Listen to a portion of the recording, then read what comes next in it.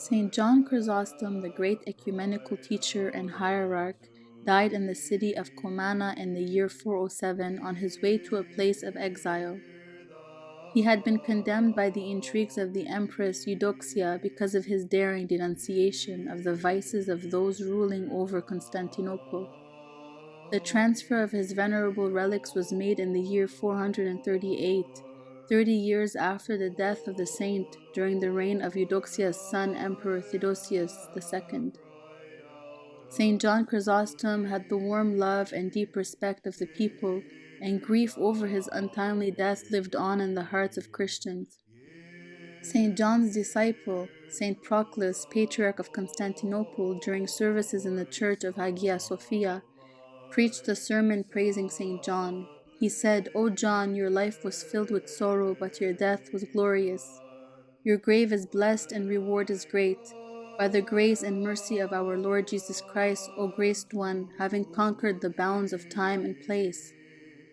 Love has conquered space, unforgetting memory has annihilated the limits, and place does not hinder the miracles of the saint." Those who were present in church, deeply touched by the words of Saint Proclus, did not allow him even to finish his sermon. With one accord they began to entreat the Patriarch to intercede with the Emperor so that the relics of Saint John might be brought back to Constantinople. The Emperor, overwhelmed by Saint Proclus, gave his consent and gave the order to transfer the relics of Saint John. But those he sent were unable to lift the holy relics until the Emperor realized that he had sent men to take the saint's relics from Comana with an edict instead of with a prayer. He wrote a letter to Saint John, humbly asking him to forgive his audacity and to return to Constantinople. After the message was read at the grave of Saint John, they easily took up the relics, carried them onto a ship, and arrived at Constantinople. The coffin with the relics was placed in the Church of Holy Peace.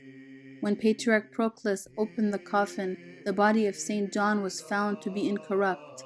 The Emperor approached the coffin with tears, asking forgiveness for his mother who had banished Saint John. All day and night people did not leave the coffin. In the morning the coffin was brought to the Church of the Holy Apostles. The people cried out, "Father, take up your throne."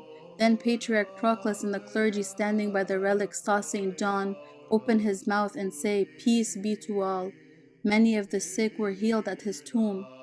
The celebration of the transfer of the relics of Saint John Chrysostom was established in the 9th century.